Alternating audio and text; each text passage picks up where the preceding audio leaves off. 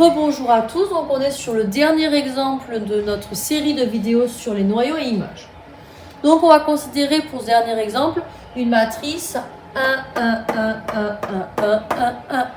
Donc on va toujours se rappeler que la dimension de la dimension ici, le théorème du rang, ça va être la dimension du noyau plus la dimension de l'image. Et là, on est sur un exemple où la dimension, elle est de 3. Nous nous situons dans l'espace et c'est intéressant parce qu'on voit encore l'aspect graphique. Donc, comme tout à l'heure, ce que je vais faire, c'est que je vais rechercher le noyau. Donc, le noyau, ici, je rappelle, ker de A.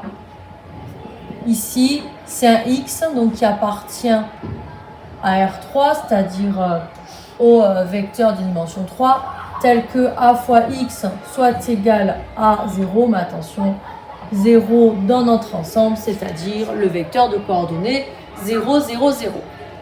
Donc nous nous retrouvons, rappelez-vous, avec ce travail précédent, on se retrouve avec X plus Y plus Z est égal à 0, X plus Y plus Z qui est égal à 0, X plus Y plus Z est égal à 0. Et là, on se rend compte de quoi? Que finalement, on a 3 fois la même équation. C'est-à-dire qu'on va avoir qu'une seule contrainte, finalement, qui est que X plus Y plus Z est égal à 0. Et donc, ça veut dire quoi? Ici, on va en déduire que X va être égal à moins Y moins Z. Et moi, ce que je veux, c'est X. Donc, je vais remplacer dans cette contrainte-là. C'est-à-dire que j'ai mes éléments ici qui sont X, Y et Z. Néanmoins, sur X, j'ai une contrainte. J'ai comme contrainte qu'il faut que X soit égal à moins Y, moins Z. Je n'ai aucune contrainte sur Y et je n'ai aucune contrainte sur Z. Donc, ça donne quoi? Ça donne ici Y moins 1, 1, 0. D'accord? Plus Z moins 1, 0, 1. Et ça, on l'a noté comment? D'accord? Là, c'est vect, parce que X, et Y et Z, excusez-moi, appartiennent à R. Donc, moins 1, 1, 0, moins 1, 0, 1. Donc, qu'est-ce qu'on va en déduire de ça? On voit que notre ker, il est dirigé par deux vecteurs. Donc, deux vecteurs, qu'est-ce qu'on a dit de direction par deux vecteurs? C'est un plan. C'est-à-dire qu'il est de dimension 2. Or, nous sommes dans la dimension 3. Donc, d'après le théorème du rang, qu'est-ce que je sais? Je sais que le rang, ou encore la dimension de l'image de notre matrice, sera de 1. Alors, de ça, on va en déduire quoi? Que le rang est égal à 1, le rang de A. C'est que tous nos vecteurs ici, c'est une famille qui est liée. Ça veut dire que le déterminant est égal à 0. Et ça veut dire tout de même que notre matrice n'est pas inversible. Alors, on va faire un deuxième travail. Vous allez voir, c'est le même du pivot de Gauss. On a 1, 1, 0. Alors, pareil, on a L1, L2, L3. Et qu'est-ce que je vais faire? Je vais faire L2 moins L1. Je vais avoir 0, 0, 0. Et puis ici, quand on soustrait les lignes L1, L3, j'ai 0, 0, 0. Alors, regardez ici, je prends la diagonale. J'ai 2 zéros.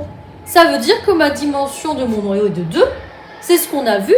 Et que la dimension de mon image, c'est-à-dire que le rang, il vaut 1. Il n'y a qu'un seul élément qui est non nul. D'accord? Donc, c'est ce qu'on va faire maintenant. C'est qu'on va mettre en avant, on va extraire ce que c'est que l'image de A. Donc, tout à l'heure, on a montré que la dimension du noyau était de 2. Donc, par le théorème du rang, on sait que l'image ici, le rang, la dimension de l'image, c'est 1. Mais donc, on va essayer d'extraire cette image.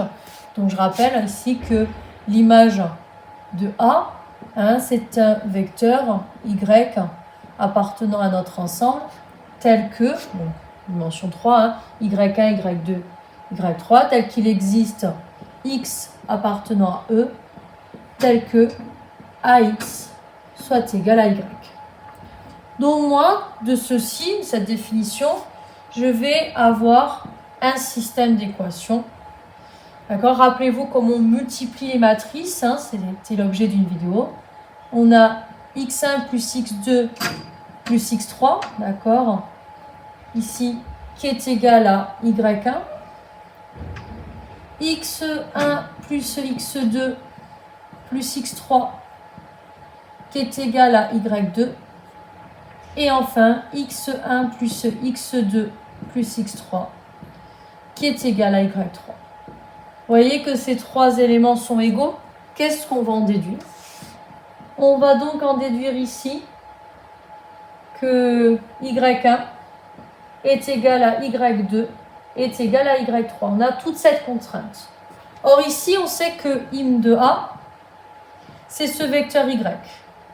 Donc c'est y1, ben c'est y1. Le y2, ben il vaut y1 aussi.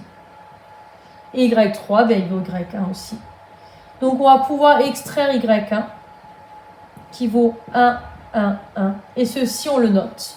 y1 appartenant à R avec 2, 1, 1, 1. Ça veut dire que l'image de A, elle est dirigée par un seul vecteur de coordonnées 1, 1, 1. Un vecteur, c'est une seule dimension. Donc on a bien que la dimension de l'image de A, ou encore appelée rang de A, est égale à 1. Et c'est ainsi qu'on termine le travail sur des petits exemples illustrant ce que sont les noyaux et images dans une matrice de dimension 3. Bonne journée à tous!